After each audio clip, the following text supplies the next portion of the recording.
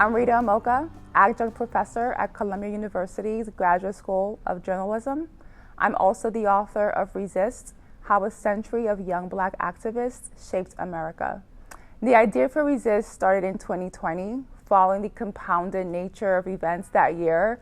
George Floyd, Breonna Taylor, Ahmaud Arbery, COVID. I decided to venture on a cross-country reporting trip, really seeking to unpack that time and talk to everyday people, have candid conversations with everyday people about how they were navigating that time and how they were contending with race relations and everything that was happening. In the end, I went to 30 states in 32 days, and one of the stops that I went to was Portland. And there I met with a lot of young people who had organized this massive protest. I'm talking about 13, 14, 15-year-olds who were stomping the streets of Portland, keenly aware of the plight before them, keenly aware of the ills of this country, and they wanted to use their voice to speak out.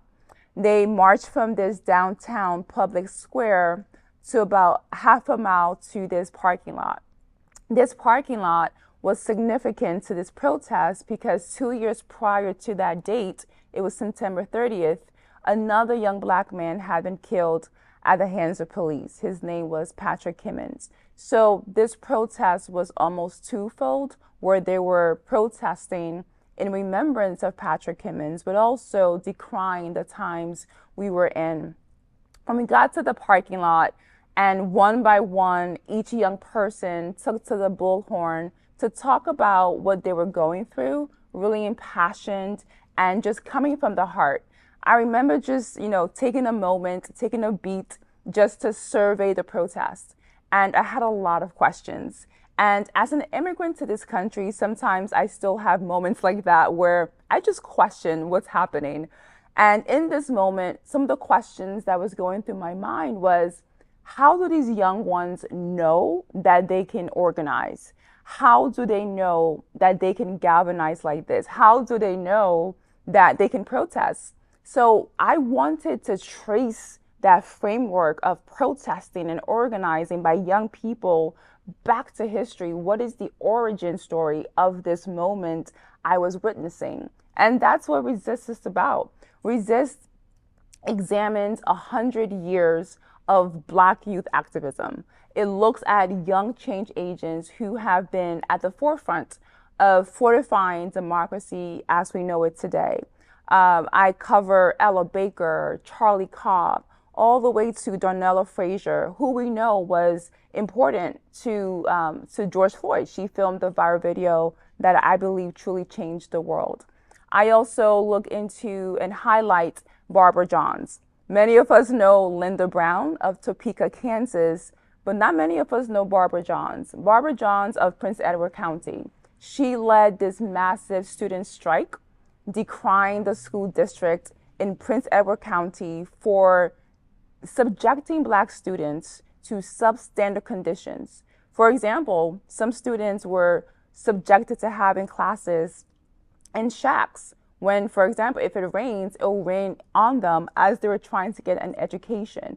And so Barbara Johns said, enough is enough. And she led a massive strike. And because of her, of the 5 cases that were consolidated for the Supreme Court under Brown, Prince Edward County had the most plaintiffs.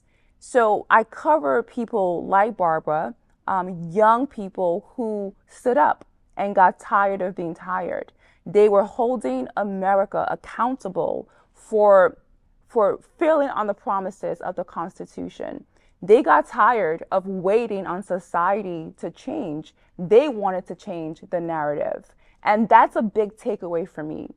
And I'm not prescriptive, but I do hope anyone who engages with this book walks away understanding that history does not repeat itself.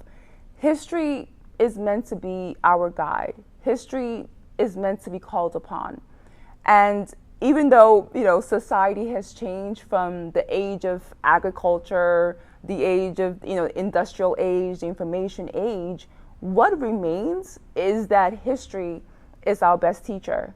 And that's what these young change agents taught me too, is just we have to be mindful of how we call upon history and how we make sure that history teaches us. It's not some obscurity.